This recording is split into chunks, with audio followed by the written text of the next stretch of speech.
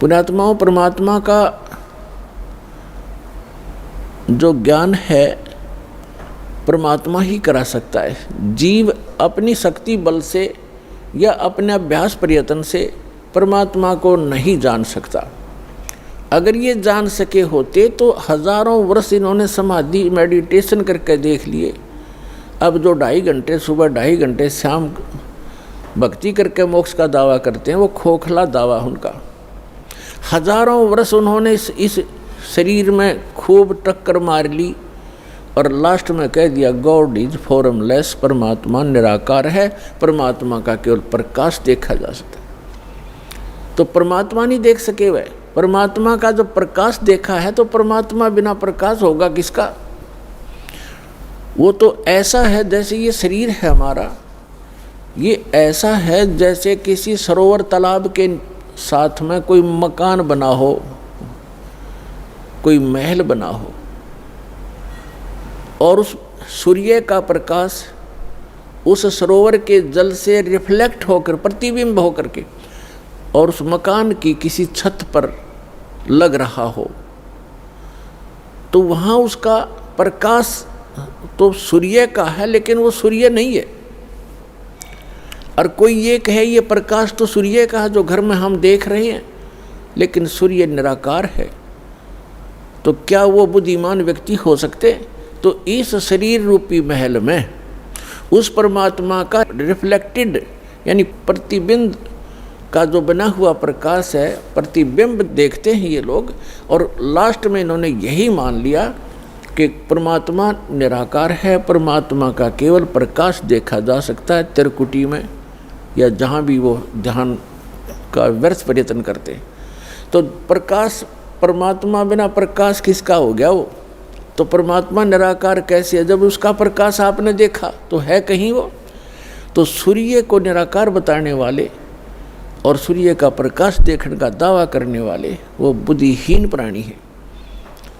यही यथास्थिति समझ लेना इन अज्ञानी ऋषि, महर्षि और आज तक के जितने परमात्मा से अपरिचित संत हैं, उन्होंने यही थ्योरी बताई है। चाहे वो राधा स्वामी पंथ से संबंधित हैं, चाहे वो धन सतगुरु पंथ से, चाहे जय गुरुदेव पंथ से, और चाहे कोई अन्य जितने भी आज तक संत ऋषि महर्षि आप जिससे भी विचार सुनोगे, परमात्मा निराकार है। और जो निराकार और साकार दोनों स्थिति बताते हैं वो कति अनजान है। वो कहते हैं परमात्मा मूलतः तो वो निराकार ही है, लेकिन यहाँ साकार बन कर आता है जैसे श्री राम और श्री कृष्ण रूप में। कोई बात हुई? फिर निराकार साकार अलग कैसे हो गया? तो साकार मानो या निराकार मानो उसको, तो दोनों स्थिति नहीं होती किसी वस्तु की।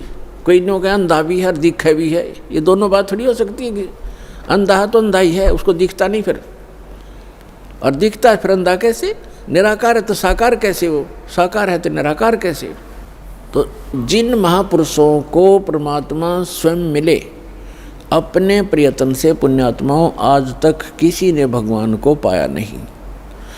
राज्य भी त्याग दिया, परिवार भी त्याग दिया, जंगल में वन में जाकर के गुफाओं में भी रह लिए, धूने लगा कर प्रयत्न किए, चारों तरफ आग बाल कर, और झरनों में खड़े हो कर भी साधकों ने परमात्मा प्राप्ति का प्रयत्न किया, लेकिन ऑल इन वेन यानी सभी निष्फल रहे, क्योंकि उनकी साधना अकॉर्डिंग टू द शास्त्र नहीं थी। उनकी साधना शास्त्र अनुकूल नहीं थी, मनमाना आचरण था। और अब भी जो कर रहे हैं मनमाना आचरण, वो भी अपना जीवन व्यर्थ कर रहे हैं। जैसे श्रीमद् भगवद गीता अध्याय नंबर 16 के श्लोक 23 और 24 में स्पष्ट किया है कि शास्त्र विधि को त्याग कर जो मनमाना आचरण करते हैं उनको न तो कोई सुख होता है, न उनकी गति परम गति होती है, और न ही उनका कोई कार्य सिद्ध होता है, उसको कोई सिद्धि भी प्राप्त नहीं होती, अर्थात यूजलेस, व्यर्थ। इसलिए गीता अध्याय नंबर 16 के श्लोक नंबर 24 में स्पष्ट किया है इससे तेरे लिए अर्जुन कर्तव्य और अकर्तव्य की व्यवस्था में सदग्रंथ ही प्रमाण है। सदग्रंथों के आधार से ही आप अपना कौन सी साधना करनी चाहिए, कौन सी ना करनी चाहिए, ये निर्णय कीजिए। किसी की दंत कथा लोकवेद पर विश्वास मत कीजिए। तो जितने भी ये कह रहे हैं कि परमात्मा निराकार है, वो एक कहीं रहता नहीं है, उसका कोई बॉडी नहीं है, परमात्मा बॉडीलेस है, तो ये सब भ्रमित हैं, इनको कतई ज्ञान नहीं अध्यात्म मार्ग का। और जिन महापुरुषों को परमात्मा आकर मिले वो स्वयं ही आकर मिले, उनका एक विधान है, वो ऐसी ही लीला करते हैं। वो ऐसी लीला करते ही करते हैं जैसे हमारे वेद प्रमाण करते हैं। ऋग्वेद मंडल नंबर 9 सूक्त 86 मंत्र 26 और 27 में, ऋग्वेद मंडल नंबर 9 सूक्त 82 मंत्र 1, 2, 3 में, ऋग्वेद मंडल नंबर 9 सूक्त 54 मंत्र 3 में, ऋग्वेद मंडल नंबर 9 और सूक्त 94 के मंत्र 1 में, ऋग्वेद मंडल नंबर 9 सूक्त 95 के मंत्र नंबर 2 में, ऋग्वेद मंडल नंबर 9 सूक्त 96 के 96 के मंत्र 16 से लेकर 20 में, ऋग्वेद मंडल नंबर 9 सूक्त 20 के मंत्र 1 में, ऋग्वेद मंडल नंबर 9 सूक्त 1 मंत्र 8 और 9 में। और भी अनेक स्थानों पर यह प्रत्यक्ष प्रमाण है कि परमात्मा ऊपर रहता है सतलोक में, तेजो में, लोक में, धाम में। वो एक पृथ्वी है जो स्वप्रकाशित है, वहाँ परमात्मा एक राजा के समान विराजमान है, सिंहासन पर यानी तख्त पर, सिंहासन पर कहो तख्त कहो, जैसे कहते थे ना दिल्ली के तख्त पर बाबर का राज जितने वर्ष तक रहा। तख्त माने सिंहासन, गद्दी। तो अनंत कोट ब्रह्मांड के कंट्रोलर के सिंहासन यानी तख्त पर वो परमात्मा राजा के समान विराजमान है, और वहाँ से गति करके आते हैं, अच्छी आत्माओं को मिलते हैं और उनको यथार्थ ज्ञान कराते हैं, अपने से परिचित कराते हैं। वो लीला कबीर परमात्मा ने, अल्लाहु अकबर ने, सच्चिदानंद घन ब्रह्म ने की है, जो काशी में 120 वर्ष तक जुलाहे की लीला करके सहस्री राय थे, सहस्री चले गए। अपने गुणों के अनुसार वो परमात्मा किन किन महापुरुषों को कलयुग में मिले, जो दास के नोटिस में है, नॉलेज में है। आदरणीय धर्मदास साहिब जी, आदरणीय मुल्कदास साहिब जी, आदरणीय दादू साहिब जी, आदरणीय नानक साहिब जी सिख धर्म के प्रवर्तक, आदरणीय गरीबदास साहिब जी गांव छुड़ानी जिला ददर हरियाणा वाले, आदरणीय गीसा दास जी गांव खेखड़ा जिला मेरठ उत्तर प्रदेश वाले, आदरणीय स्वामी रामानंद जी बनारस वाले, काशी वाले। इन महापुरुषों को वो परमात्मा अपनी लीला अनुसार, अपने गुणानुसार मिले और इनको सचखंड लेकर गए। धर्मदास जी को जब सचखंड लेकर गए, 3 दिन तक वो अचेत रहे, 3 दिन और 3 रात। ऐसे ही मुल्कदास जी को लेकर गए, वो भी 3 दिन तक अचेत रहे। ऐसे ही नानक जी को लेकर गए, सिख धर्म के प्रवर्तक को, 3 दिन तक वो लापता रहे। उनका शरीर कहीं जंगल में रख दिया, उनकी आत्मा को लेकर परमात्मा सचखंड गए। तीसरे दिन उनको वापस छोड़ा। वहाँ के उपस्थित व्यक्तियों ने सोच लिया था कि ये बेई नदी के अंदर जल में डूब गए हैं नानक जी, क्योंकि डुबकी लगाकर पानी से बाहर नहीं आए थे, स्नान करने के लिए डुबकी लगाई थी, वहाँ से अंतर्ध्यान हो गए थे। इसी प्रकार आदरणीय दादू साहिब जी को परमात्मा लेकर गए थे, 3 दिन तक वो भी अचेत रहे थे, 3 दिन 3 रात। और तीसरे दिन फिर आकर के परमात्मा ने उनकी आत्मा वापस डाल दी थी, वो सचेत हो गए थे। उसके बाद आदरणीय गरीबदास साहिब जी को भी परमात्मा दिन के 10 बजे मिले थे, खेतों में, जंगल में गौ चरा रहे थे वहाँ पर, तो वहाँ से लेकर गए थे। और उनको उसी दिन शाम को देर रात तक वापस छोड़ दिया था, उनको मृत जान करके चिता पर रख दिया गया था। चिता प्रज्वलित करने से पहले ही परमात्मा ने उनकी आत्मा को प्रवेश कर दिया बॉडी में और एकदम वो खड़े हो गए। इसी प्रकार आदरणीय गीसा दास साहिब जी भी 3 दिन और 3 रात तक ऐसे ही अचेत रहे थे और तीसरे दिन परमात्मा ने उनकी आत्मा को छोड़ा था। तो इसी प्रकार रामानंद जी भी कुछ घंटों तक ही परमात्मा के साथ ऊपर रहे थे, 5-6 घंटा, और फिर उनकी आत्मा को जो वापस छोड़ा तो वो परमात्मा के गवाह बने, साक्षी बने। तो पुण्यात्माओं, उनमें से आदरणीय गरीबदास साहिब जी गांव छुडानी, जिला झज्जर वाले, इनको परमेश्वर ने अपना यथार्थ ज्ञान पुनः दिया। वैसे तो अन्य महापुरुषों को भी बताया, लेकिन उस समय की वाणी जो है बीच में थोड़ी बहुत कोई रह जानी थी, इधर उधर पूरी संग्रहित नहीं हो पानी थी। तो गरीबदास जी के रूप में परमात्मा ने उस प्यारी आत्मा के माध्यम से अपना कंप्लीट ज्ञान दिया। और एक गोपाल दास नाम के एक दादूपंथी संत ने वो लिखी और गरीबदास जी बोला करते थे। ऐसे ही धर्मदास साहिब जी ने लिखी थी, परमेश्वर कबीर जी बोला करते थे।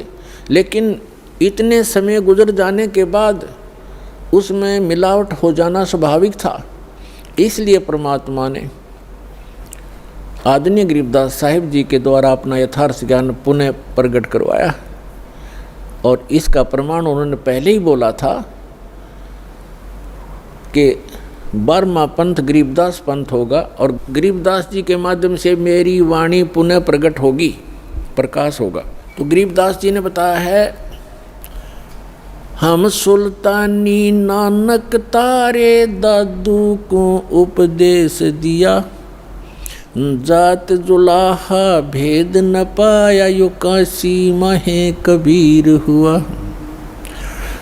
गरीबदास साहिब जी कह रहे हैं कि हम इंक्लूडिंग मी यानी गरीबदास सहित नानक जी को, अब्राहिम सुल्तान अधम को और दादू जी को, गरीबदास साहिब जी कह रहे हम सब को पार किया। किसने? परमात्मा कबीर जी ने।